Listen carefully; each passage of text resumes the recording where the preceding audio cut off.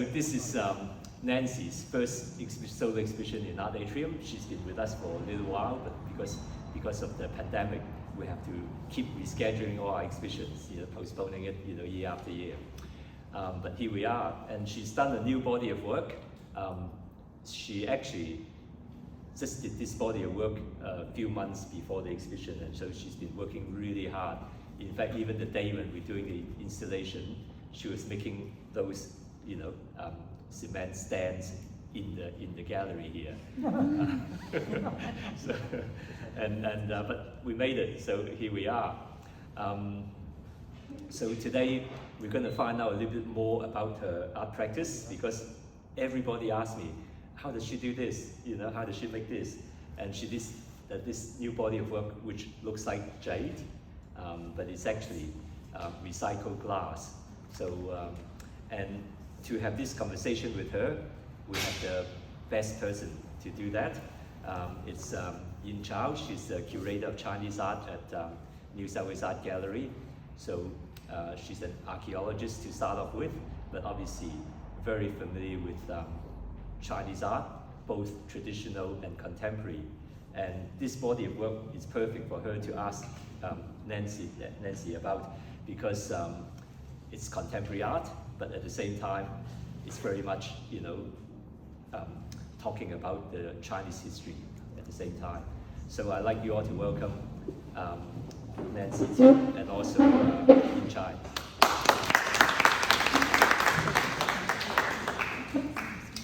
Can you hear us? So we probably don't need this.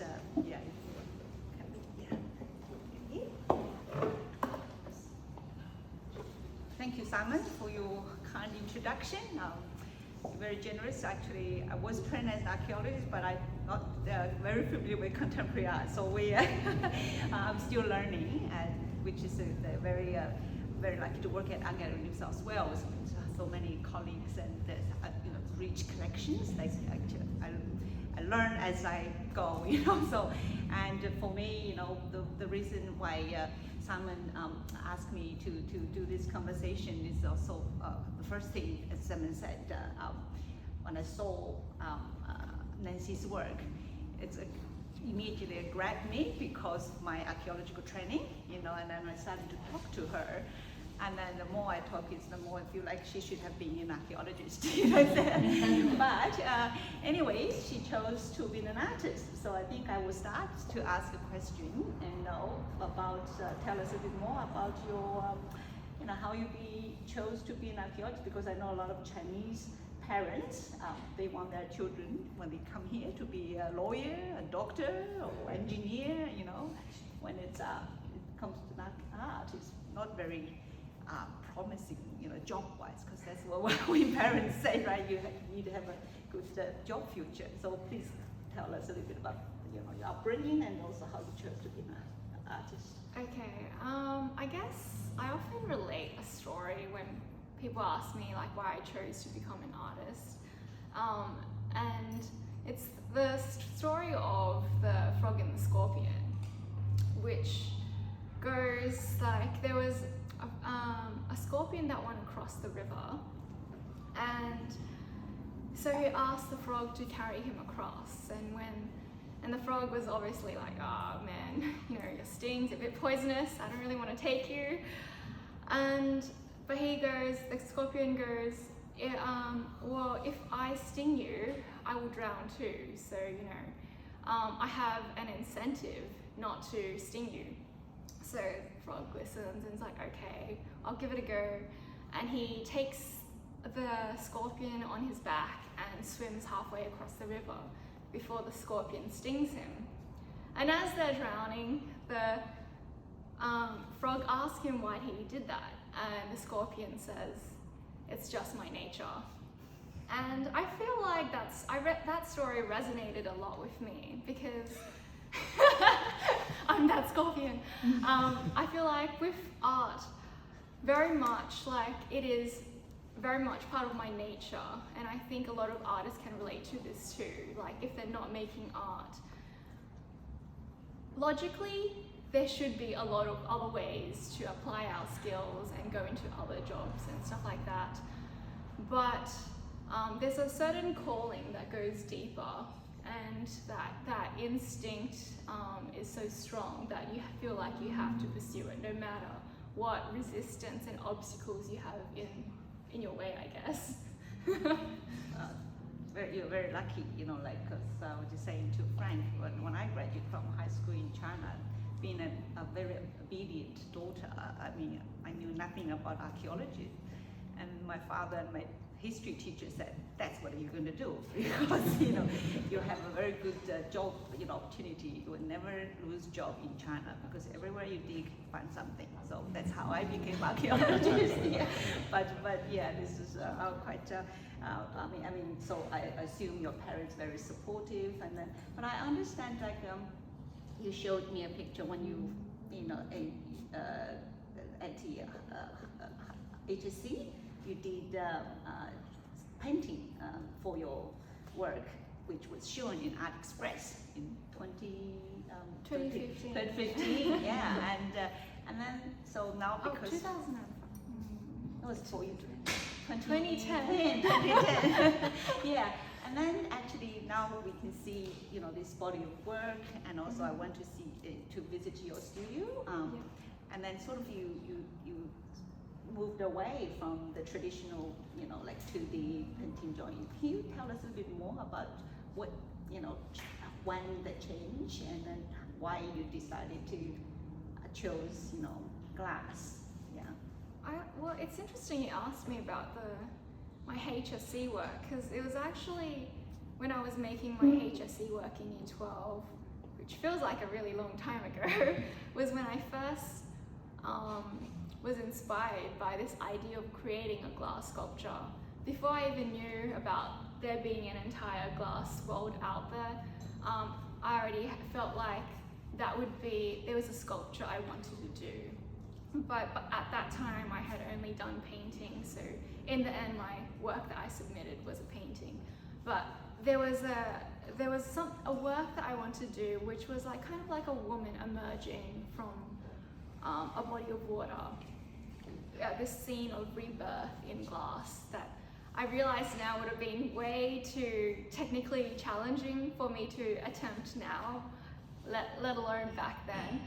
But I feel like that was when I first had my affinity with glass, even though it sounds very strange. And but I think even back then I was thinking about how would I go about casting glass, which I figured would be very much like bronze casting, which I had just learned, and it turns out it is actually very close to bronze casting. So I guess like my affinity to sculpture and glass would have actually started at that very moment in time. It's so Chinese, everything is in the fate, right? Like, you choose the art and then the glass. Yeah, of course, like in when people think of glass, and like usually we see a lot of artworks is like sodium and beryllium, glass. But I think the oldest glass, as you said, it was the lead and that's lead and berry. The normal glass is sodium calcium glass, right? And then so I studied as when I was studying archaeology, the bronzes during the three. The Bronze Age, Xiaoshangzhou dynasties, that's a lot of bronzes, and then we actually have two works here. It's the photocopy or the proto, it's like from the Bronze Age of the very famous the first female general in the Shang dynasty. Yeah, and can you tell us a little bit more about these two works? Yeah, sure. So. As Yintao said, they're actually facsimiles of these artifacts dug up from Fu Hao's grave. So Fu Hao was a very interesting character. She was a queen, a priestess, and also a general. And I want to point out specifically the larger axe. So why I want to point that out is because it was actually replicated in terms of the dimension, the width and length, as well as the weight of the axe that was found in her tomb. And she would actually carry this axe into battle. And it's amazing to think of a woman carrying such a large axe, and as well as such a heavy one. So it kind of denotes the power that unsuspecting characters would have. And it kind of relates, it's the hero, I guess for me it's a bit of the hero piece that speaks to the entire theme of this exhibition, which is titled Kings, Dukes, Generals, Ministers, and which comes from a Chinese saying, which is kings, dukes, generals, ministers are made and not born. And I wanted to draw attention to this, I guess, phrase, because it's something I'm looking into in my use of recycled glass as well, in the idea of taking something humble, something that is almost overlooked by everyone, and transforming it into this material that looks like jade, that looks like something precious and prestigious. And it really mimics a lot of Chinese historical figures too, from people who would basically come from nothing, like the first Han emperor was basically a county jailer before he became a mountain bandit and then the emperor of China. So it's kind of like that rise in power through hard work, through toil, and that transformation and that self, I guess, fulfillment of that internal kind of potential and prophecy that I'm really interested in, and I want to bring that kind of transformation into these works.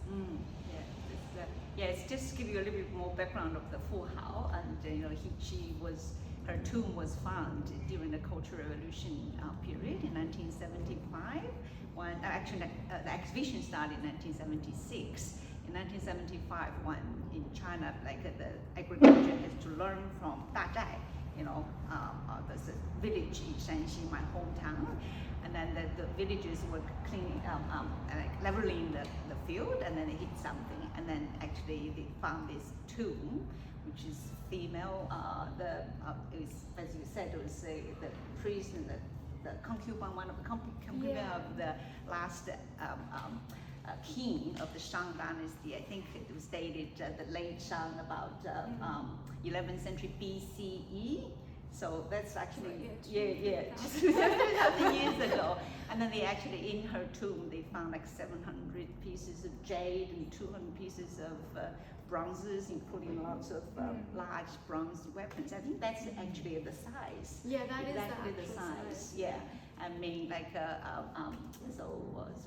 just say the first, the general, and then you can, if you go to China in the national, the Chinese Museum, the national, you see some of the bronzes from her tomb is displayed there. So it's written in Chinese textbook. So I think you probably read the story. Yeah, I was really fascinated because she rose from being one of the emperor's 64 wives, because he married one from each tribe to expand his power. And she rose to second queen, and then eventually the general who commanded 13,000 warriors, which was an astronomical number of people at that time. The largest kind of army of that period, and she pretty much led them to victory in the most important battles of that time too. So she was very favored, and I guess what was interesting about her is that, as you said, about her tomb was pretty much untouched, because she was buried away from the royal family because she died before the king. So I was very fascinated about this, I guess this very mysterious woman and character in history. And I wonder, the archaeologist who excavated the tomb was also a woman. So it's a matter, is it a fake Zheng Zhenxiang, Professor Zheng Zhenxiang, is one of my teachers at university. And then actually it's in Henan province, in Anyang. So Yinxu is the last capital of Shang dynasty. It's got a beautiful museum. If you ever go to China, I highly recommend you visit. talking about like the weapons, and then right behind us, there's another work, you know, with a lot of knives. So you can see, I mean, I remember when the first time I saw your work was in Western Sydney University, in the Institute of Chinese Art and Culture, and then also there was a big, beautiful glass knife. So you sort of, I sense, you know, when I found out such a, you know, like a petite, but very serene, you know, very quiet kind of art. And then, but your work, you know, it really shows a lot of energy and then destructive, you know, knives and axes and so can you tell us a bit? I mean, that kind of is it related to I know, you know, artists, you know, sometimes in the inner, you know, the experience and your or inner self, you know. Yeah. You tell us a bit more about why so many kind of knives and weapons, like almost like destructive kind of force. Yeah. Well, I guess like for me, there's so much that's fascinating about like making a glass armory, because you don't expect to see weapons and like, you know, armors out of glass. There's an internal symbolism in using glass as a material to create these weapons that can't be used in battle. And I often play with that aspect of glass as well. The reason why I love glass so much and using it, even though I also use other materials like steel and concrete and painting, but like for me, glass has its own internal voice, that when people think about glass, that there is a story that's already telling. There's a story of vulnerability and fragility, but also of endurance. It's a medium that lasts for centuries and millenniums without changing. And so there's all these kind of like contradictory qualities that glass has, that I love to use and play with in my work, as glass has a symbolism in itself. So there's almost a spiritual quality in its ability to capture light and hold light, but there's also this sense of heaviness and weightiness. So when I think about, you know, when I kind of combine it with my fascination in warfare, I love to kind of play with that yin and yang aspect of vulnerability, of showing kind of warriors in a more vulnerable light, an enduring light, but also a vulnerable light. And I guess like the series that really started my entire body of work that branched into more and more glass armory was my glass armor, which is actually a work in progress. So eventually, I think actually you are going to wear the whole armory, right? So you're going to do it as a performing art. Yeah. When it's completed, right? Yeah. I wonder whether you can hold that. Yeah, so very heavy it must be. Yeah. That's kind of like part of the idea, is to wear a suit of to be only wearing a suit of armor with nothing else, but it being a glass suit of armor, and it would be weighing around 80 to 100 kilos until I eventually collapsed from fatigue. Muscular failure. And That's in Melbourne, is it? It's currently in Melbourne, yeah. but it's still a work that's being made. So I've got the chest and shoulder plates I'm working around the clock basically to make the rest of the armor for the end of the year. And it's this idea, and it really stems from my kind of like Chinese background as well, from this idea of ego, of societal expectation, of upholding family values and pride. And also, so at some point in time, I came to my breaking point, and I thought of that kind of ego as a form of armor, but it's as a glass suit of armor, where it does afford you some protection to a certain degree, but once it kind of like shatters, it actually cuts you, the wearer, more. So, and I related and I related very much to kind of like historical stories that I was really interested during that time, and still now actually. I remember you told me like your father used to read to you the Three Kingdoms. Yeah. The love of warfare probably also came from Probably, very much so. Yeah. So, like my dad used to read me when I was a child. He used to read me Chinese classics to go to sleep, and as bedtime stories. And it would usually be stories of heroes, it's like Wu Song from the Water Margins, where he would beat up a tiger and then they would drink a lot of wine, as they do back in the day, or not wine but spirits, and during that time he would also tell me stories of the Three Kingdoms, which is another classic. And I was really interested in the hero, like later as I grew up, and was really interested in like rethinking about these heroes that he told me. And instead of thinking them as of them as heroes, I started thinking of them as flawed human beings. And I kind of took the values, I guess, because I've been growing up with those values of pride and, you know, of saving face and stuff like that, which is very much ingrained in those stories too.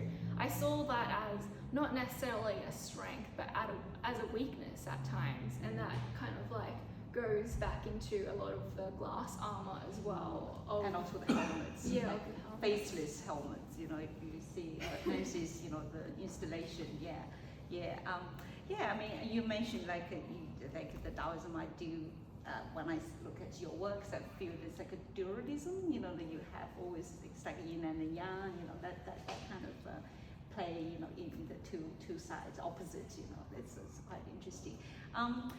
But I think we talked a lot about your influence in the Chinese tradition, and then the metaphor, and then the symbolism in your work. But I think you're doing things, you know, more than that. You know, the themes of your works. You know, for example, those three works in the back, the three big discs, and also I saw you brought this one there. You know, So can you talk to us a bit more about some of the themes, like nothing to do with Chinese tradition? Maybe some still related.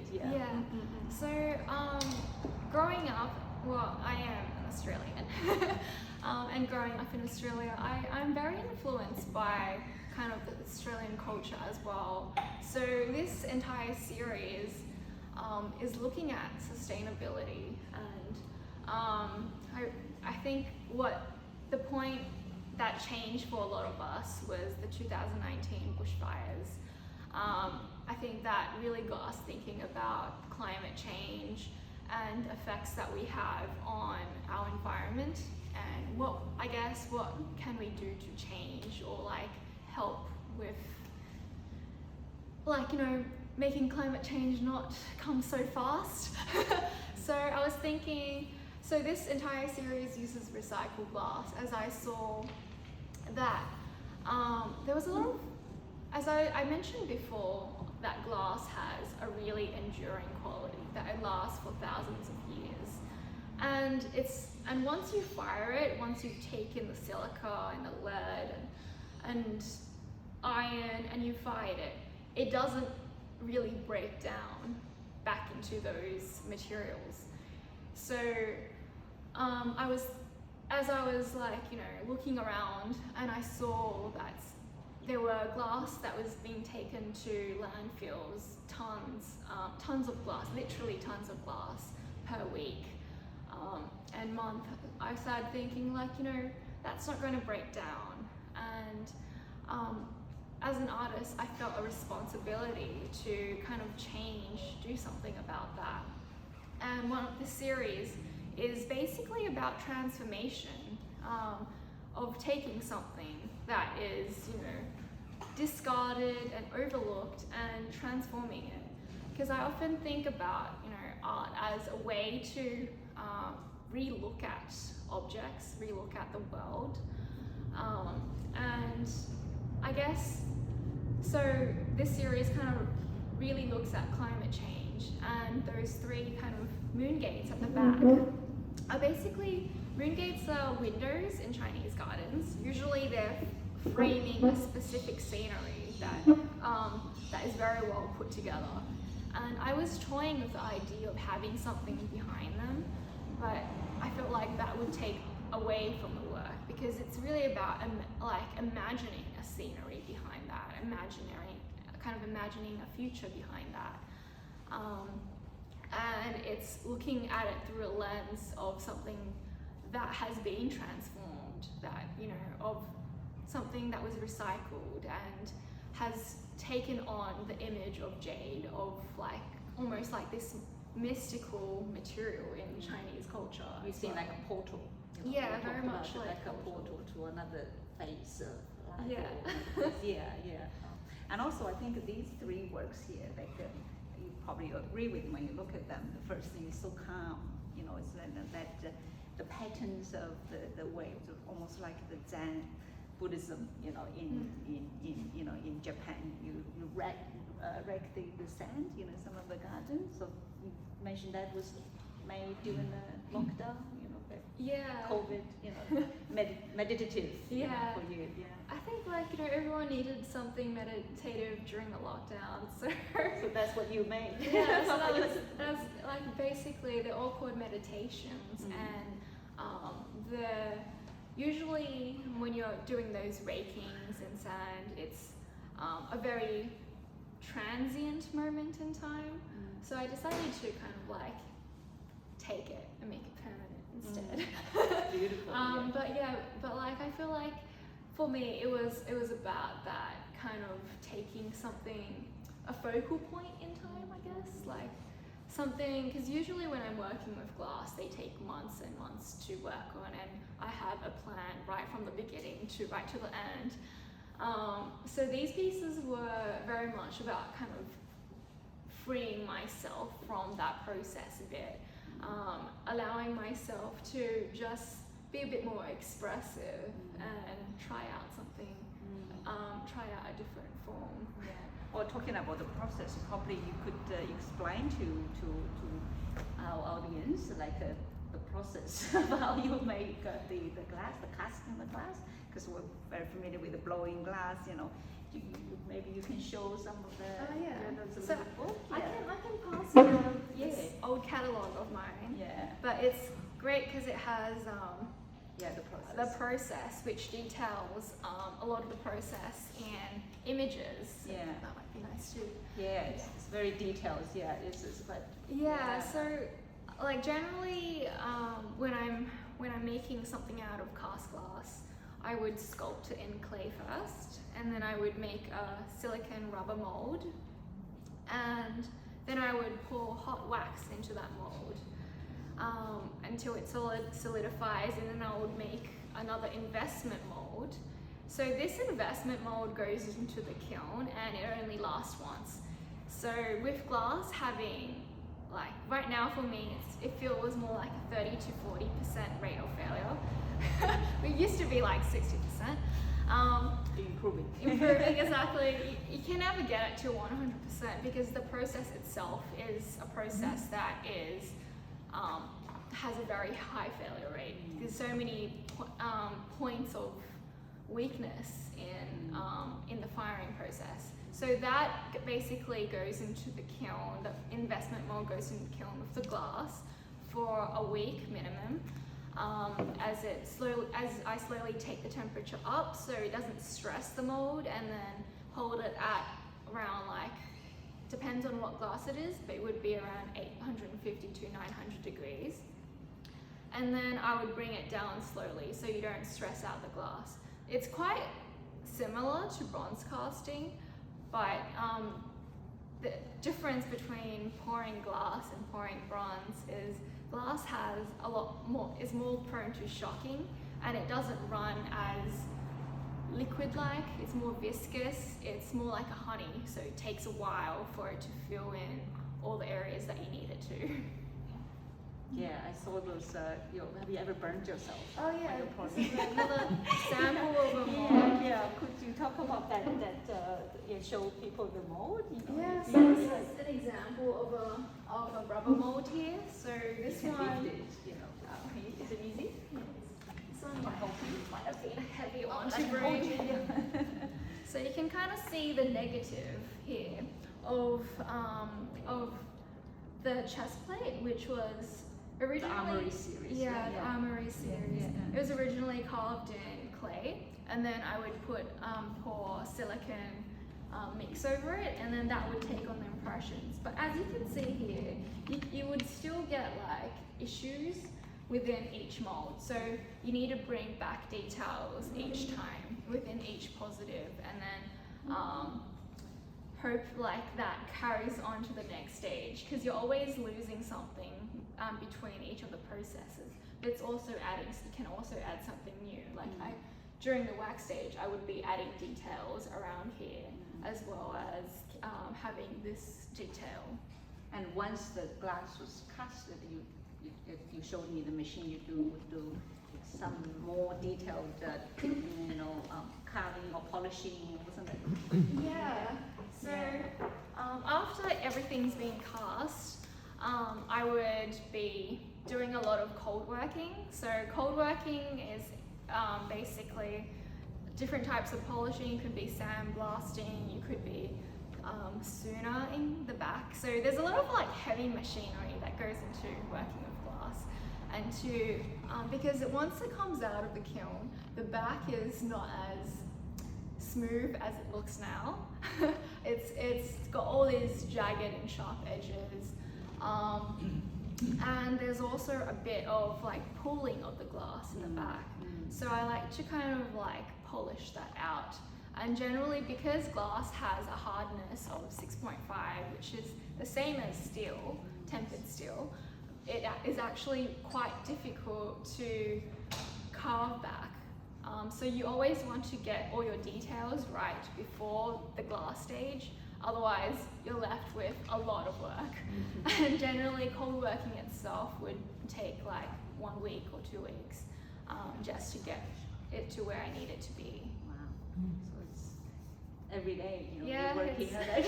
It's a slogging process. Yes. That's why you're keeping yourself so fit. I don't need the gym. Yeah. I noticed that you brought the little piece. Like, is that something you're working on? Can you talk to us a little bit about this I can project? pass this one as well. So this is another project that I'm currently working on, and it's I brought it because it's kind of inspired at the same time as I was making the Moongate series, which was the idea of the reflection on the bushfires and what it has done to our kind of environments. Like, I was quite devastated when the news was coming at the time, like 500 million species going endangered or extinct. And so one of the things I was really fascinated by was the tracks of Australian animals. And although this one's a wombat, I was very interested in the tracks of koalas, because they had 2 thumbs. They have 2 thumbs to help them grab onto kind of trees, and I was really interested in how unique those tracks were. So I kind of wanted to create these glass fossils, which I can pass around here, in kind of like an instance of beauty, but also one where you can kind of imagine a future where all these unique animals were kind of extinct and you only had this kind of fossil left behind. So these series, which is still a work in process, as you can see, it's a bit rough, is something, so you can actually see it the other way around, so you can see the tracks a bit more. Yeah, when I first saw that, I was thinking about the little print I made for my daughter when she was a baby. We all do that. It looks so intimate, and that kind of feeling, growing, and yes. I think my last question before I turn to the audience is probably you don't need to answer that if you don't feel like it's. I know all the artists have some fear. What is your biggest fear? My biggest fear? Yeah. Yeah, for me, I think it's very closely related to my my practice, which is the fear of the studio burning down. Because like, you know, I think I've partially developed OCD because of that fear. And I think it's a very helpful OCD. So before I like leave the, you know, studio at night, sometimes I would leave quite late. If I'm the last one there, I would always like check several times. I would check all the kilns are all locked up, all the bungs are in, no paper floating around. I would go out and then immediately I would go back in, unlock and have another look and then go back out before and then I would be like, oh, should I go back in again and check for a third time? But then I kind of control myself. I guess that would be my very real fear. It's more of an occupational hazard than anything else. Yeah. I'm sure you're such a careful person. You won't have that. But thank you very much to talk to us about all your practice, you know, inspiration and your upbringing. I think you must have some questions. You know, yes, please. Yeah, I'm an engineer and at ACI, a major glass company, for many years. I'm sure they'll be very fascinated at what you're doing with glass. But my question, I guess, would be, I presume you didn't wake up one morning saying, I'm going to smell glass. But so where did you learn all this? It's a very intricate skill. So I started my glass education in the Sydney College of the Arts in USyd. So they have a faculty within sculpture that is glass, and that's where I first learned to blow glass, and I realized that was not my thing. And then I worked with casting, which I was like, this is more my speed, slow, precise, calculated. But like I said, back when I was first starting out, it was more like a 60% rate of failure. So it was once I graduated that I started doing a lot of experimentation, research, talking to artists like Richard Whiteley from Canberra, and going to glass symposiums that I really started to kind of up my skill level and trying out different types of mold materials and trying out different types of glass to get the effects I want. I think it's very true about that saying that you need 3 years to master anything, or was it 10 years? It feels more like 10 years. But yeah, so I guess Sydney College of Arts would be where I started. Anybody else? Do you prefer, or do you find more enjoyment out of making works, sort of like I saw in your book, you have ceramics first and something just from your imagination, or things where you cast from, like, say, some artifacts, or I actually sculpt everything in clay, so I generally don't use artifacts. Yes, I imagine, yeah, probably. But yeah, so I find, like, I guess it would be good if I could just find or have access to the artifacts I want to use, but I think they're too much of a national treasure for me to borrow. I suppose my question, I guess, was more like whether you prefer to have like something straight from your imagination, or something that's like referenced to something else in the first place. You know, now I'm thinking about it, and because I see behind you someone's holding the glass paws, that one was actually cast directly from a wombat's foot. So generally I like to work directly from my imagination, because I feel like that's the most straightforward way to get the imagery that I want all together in one place.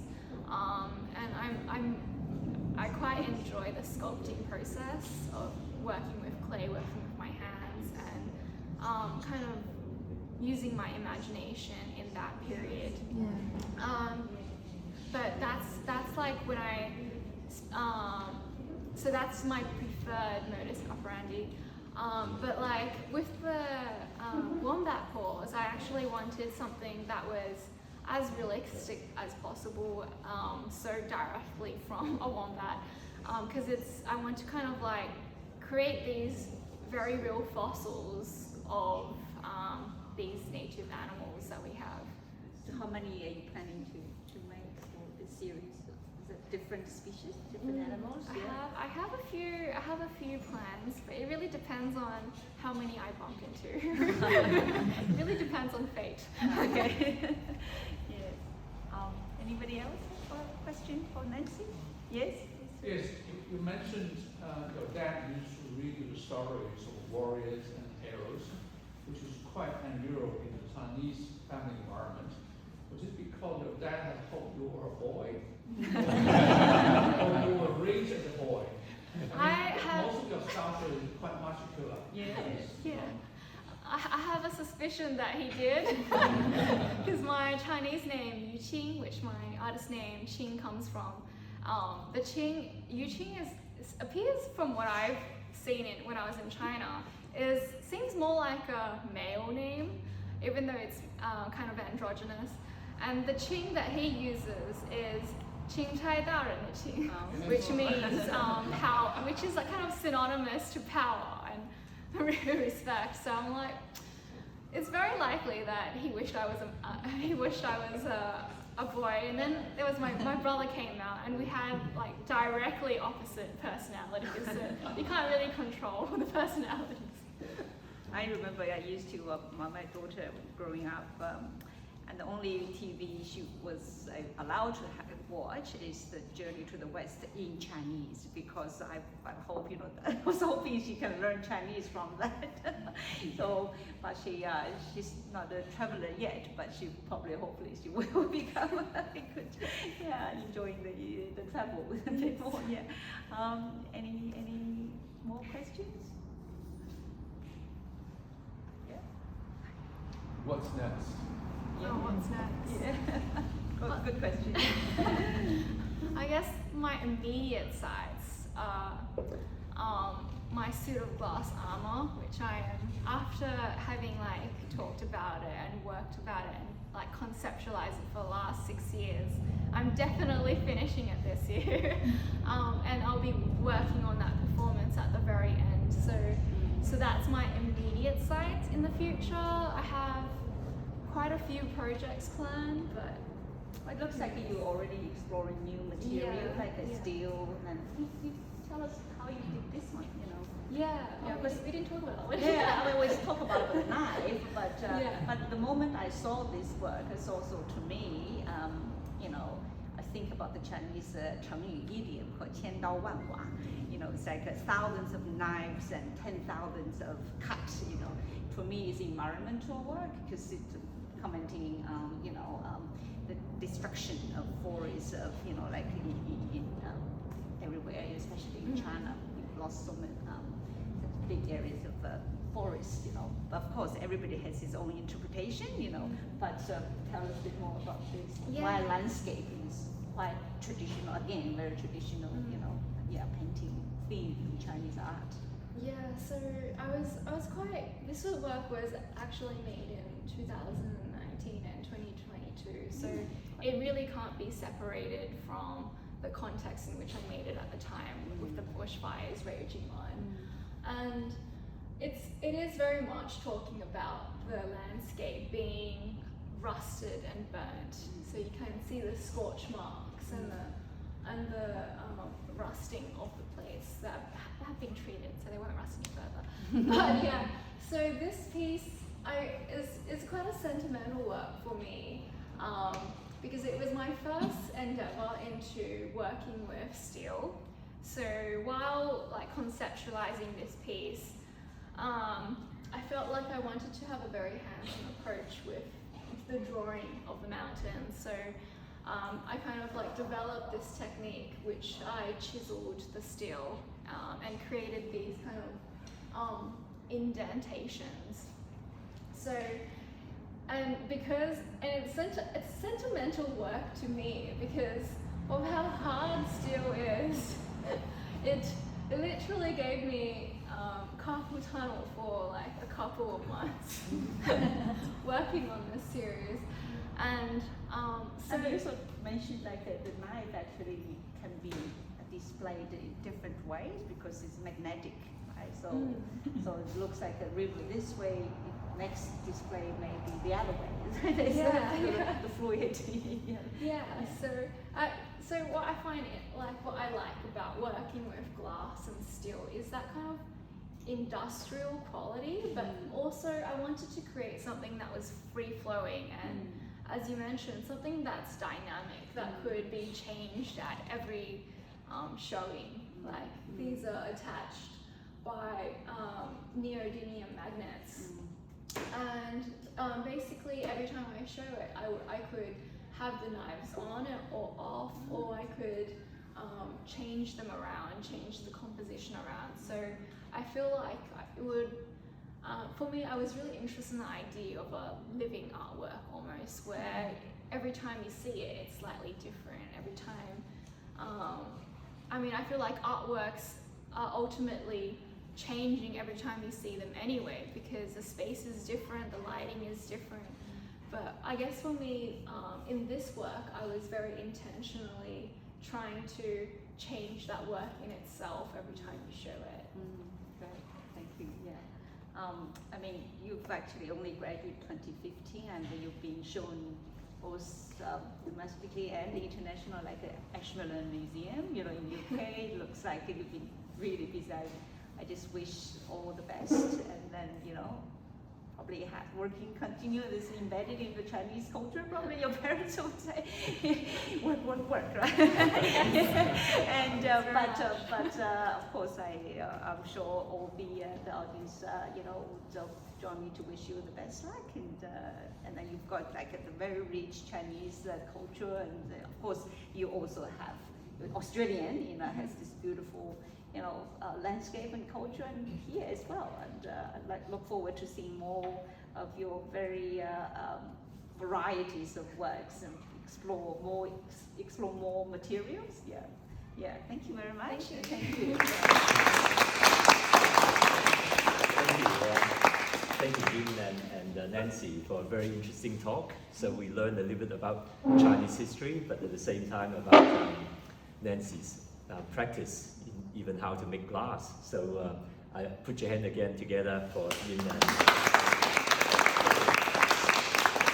so you can continue the conversation privately with them and have a drink and enjoy the show.